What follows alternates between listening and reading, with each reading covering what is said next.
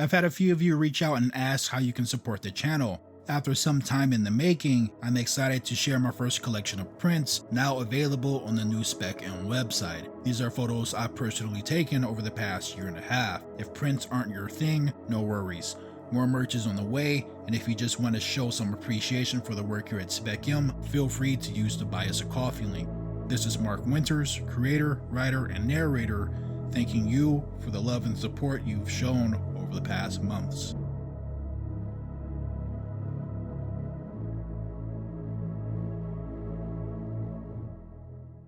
This project began after I started researching the 1966 film Grand Prix. The movie portrayed the danger and death in Formula One with striking realism, and tragically, the real sport saw many of those same losses in the years that followed. Then he's crashed.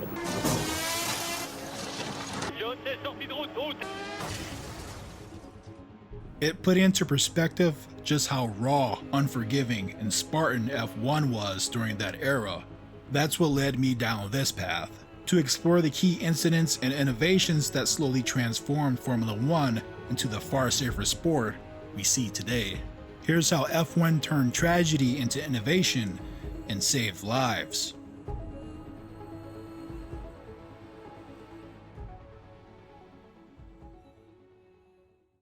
In the early decades of F1, helmets were optional, cars were fast, and the concept of safety almost non-existent. To respect your time and keep this video focused, I won't cover every single incident, but I will highlight the key moments that drove real, lasting change in Formula One safety. The first event I'll cover isn't directly related to Formula One, but to this day it remains the worst accident in motorsport history, and it marks a crucial starting point in the timeline of modern F1 safety. It's the 1955 Le Mans, and on lap 35, driver Mike Hawthorne braked hard to enter the pits. This caused Lance Macklin behind him to swerve suddenly into the path of Pierre Levay. Levay's Mercedes hit the back of Macklin's car, launched into the air, struck a concrete embankment, and the highly flammable magnesium-bodied 300 SLR exploded into the crowd. 83 spectators would pass, and over 180 more were injured. Controversially, the race was not stopped to prevent mass panic and road congestion around emergency services. This sparked a global conversation and scrutiny about motorsport safety, with some countries outright banning motorsports altogether, like Spain and Switzerland. Mercedes would even withdraw from racing and wouldn't officially return to Le Mans until 1989. The disaster was a major turning point that marked the beginning of modern motorsports regulations, and this is where we began seeing some safety improvements like barriers between the track and spectators, better circuit design including runoffs and fencing, safer car construction, specifically less flammable materials being used. Motorsports wakes up, but barely. The 1960s would mark the beginning of the aluminum monocoque F1 era. These platforms provided better structural rigidity and some driver protection versus earlier tube frame designs.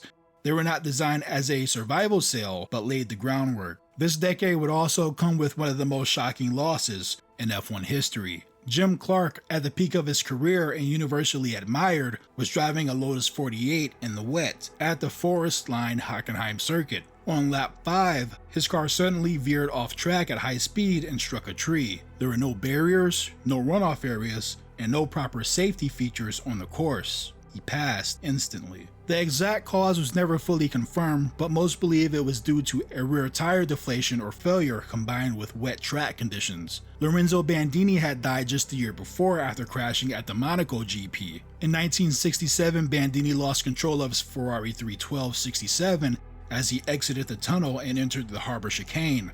The car struck a guardrail, flipped, and burst into flames after hitting a straw bale, which was used as a primitive crash barrier. Bandini was only 31 and Clark was 32. Both lost due to lack of circuit safety standards like proper runoff areas and safety barriers. 2 years later, Jochen Rindt would be pushing his Lotus 72 at Monza. While braking for the Parabolica corner, his car veered violently left. The Lotus struck a guardrail almost head-on around 150 miles per hour or 240 kilometers per hour. Rindt would pass on the way to the hospital. It was discovered he wasn't wearing his shoulder harness correctly and he used only a lap belt. This was because many drivers feared being trapped in burning cars, a common fear in the 60s and 70s. Regardless, his death underscored the lack of cockpit protection and outdated safety practices. In 1970, Rindt becomes F1's only posthumous champion. His incident added to the pressure for improvement of factors like crash barrier design, car cockpit integrity, and mandatory use of full seatbelt harnesses. This is where we can safely speculate that the survival cell concept becomes a thought. In 1966, Jackie Stewart crashed at Spa in the pouring rain. His car hit a telephone pole, flipped, and landed in a farmhouse cellar. Trapped, soaked in fuel, and injured, there were no marshals or medics nearby. He was rescued only because fellow drivers stopped and borrowed tools from a spectator. That crash didn't just shake Stewart, it lit a fire in him. From that moment on, he would fight relentlessly to make Formula One safer, no matter how much resistance he faced. Each crash not only peels back the curtain on how unsafe F1 really was, but it reveals the slow progression of safety implementation during this era. 6 years later, this sentiment will be resonated. August 1976, the German Grand Prix was held at Nürburgring Nordschleife, the monster circuit also known as the Green Hell. Championship leader Niki Lauda was on his second lap when his Ferrari suffered a suspected suspension failure at speed. He lost control at the fast left kink at Bergwerk. The car slammed into an embankment, bounced on top of the track, and was hit by Brett Lunger's car. Lauda's Ferrari erupted into flames, and he was trapped inside the burning wreckage for about 55 seconds before fellow drivers pulled him out. Lauda would suffer severe burns, damaged lungs, and even slipped into a coma while being treated at the hospital, where he was actually given his last rites. 42 days after nearly passing in flames, Niki Lauda returned, scarred, unshaken, and unstoppable. Not only to race, but like Jackie Stewart, to be a champion of F1 safety. Lauda's crash sparked a massive criticism of Nürburgring. At the time, it was too long for proper marshalling and medical response. There was no adequate fire response or access roads, and it just wasn't suited for the sheer speed of F1 at the time. As a result of Lauda's incident, the Nordschleife was permanently dropped from the F1 calendar. His crash led to increased driver influence over safety decisions. Lauda's crash also accelerated the development of fireproof suits and helmets, better crash response protocols, and track layout safety improvements. Now, from the 70s to the 90s, you may notice that I skip over some significant incidents, but again, this is to keep the video a reasonable length. However, it is important to note that 4 more incidents involving fatalities would occur between this period, including one of the worst involving Tom Pryce and a track marshal. In the very near future, I plan to publish additional content to my website that doesn't make it to production due to time constraints or YouTube restrictions, so stay tuned for that. Moving up to 1981, a period that has been coined the carbon fiber revolution. The McLaren MP41 designed by John Barnard became the first F1 car with a carbon fiber monocoque. Carbon fiber was significantly stronger and lighter than aluminum. In 1981, John Watson survived a major crash at Monza in the MP41, proving the survival cell's effectiveness. 2 wheels on the curb and loses it. The car hurtles across the other side of the track, smashes into the barrier, and suddenly there's this huge flash of flame, flash fire on the exhaust. The engine, everything gets ripped off the back. And anyway, all the dust settles, all the smoke settles. John undoes his straps, steps out of the monocoque, starts walking back, looking at his engine, the gearbox, and sort of generally looking around at the bits and pieces. And that accident set the tone for the carbon composite monocoque from there on after. By the mid-1980s, survival cells became mandatory and the standard. Unfortunately, it wouldn't be enough. Let's jump to 1994, a year that marks a major turning point in Formula One and FIA safety. There will be no more half efforts or procrastination, and the FIA will be forced to act because 2 drivers will be lost in 1 weekend. Of course, I'm referring to the deaths of Roland Ratzenberger and Ayrton Senna at Imola. Though overshadowed by Senna's death, Ratzenberger's is one of F1's most tragic, in my opinion. He had just debuted in F1 that year and was known as a hard-working, humble driver who fought hard to get into F1. During qualifying, Ratzenberger damaged his front wing by running off track, but continued pushing at high speed. On his next lap, the weakened wing failed at nearly 190 miles per hour, sliding under the car and causing a total loss of steering. He would crash into a concrete wall at Villeneuve Corner.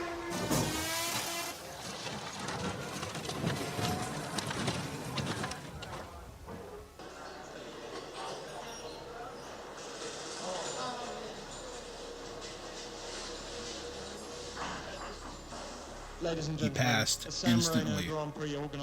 Approximately 24 hours later, Sunday, May 1st, 1994, Senna was leading the Grand Prix when his car left the racing line at Tamburello Corner, a high-speed left-hander with no runoff area, just a concrete wall. Due to a steering column failure, his Williams FW16 failed to turn properly, went straight off the track at 190 miles per hour, and hit the wall at about 131 miles per hour or 211 kilometers per hour. He was airlifted to the hospital and the race was not stopped. Later that evening, it was announced that he passed. The loss of Senna and Ratzenberger prompted the biggest safety overhaul in Formula One history. The FIA Institute for Motorsport Safety was created that year in 1994 to develop research-based safety protocols. High-speed corners like Tamburello, where Senna crashed, were slowed with chicanes or reprofiled. Universally, circuits added larger runoff areas, gravel traps, and eventually tarmac runoffs, and improved barrier technology. Cockpit protection was also rethought, and higher sides, better helmets implemented. More stringent checks on car damage and pit protocols were also enforced. Medical and response upgrades included a medical car that was added to lead the formation lap, ready to respond immediately, standardized medical centers at circuits, deployment of helicopters, trauma specialists, and rapid intervention teams at every race became mandatory. From padded cockpits to on-location intensive care facilities, F1 enters a new era. A quick note before our next major incident. Wheel tethers were introduced in Formula One in 1999 as part of a major safety initiative to prevent detached wheels from becoming lethal projectiles during crashes. This was largely prompted by Senna's accident. 2 decades would go by before the next F1 fatality would occur. However, it would be the most tragic in modern Formula One history. It was the Japanese Grand Prix at Suzuka Circuit in 2014. Typhoon Fanfone loomed over the Japanese Grand Prix, drenching the circuit with heavy rain. Visibility was poor, the track was soaked, and the risk of aquaplaning was rising lap by lap. On lap 42, Adrian Sutil lost control at turn 7, the fast, blind Dunlop curve. Sutil crashed into the barriers uninjured, but a mobile crane was quickly sent into the gravel to recover the car. Double yellow flags were waved, signaling danger, but there was no safety car and no speed limit enforced. Drivers were expected to slow down on their own. 1 lap later, tragedy struck.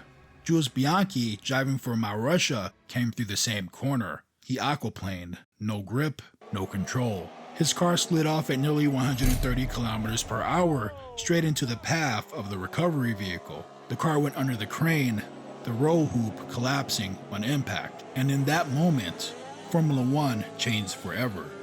Jules would suffer a traumatic brain injury and never regain consciousness. He was in a coma for 9 months.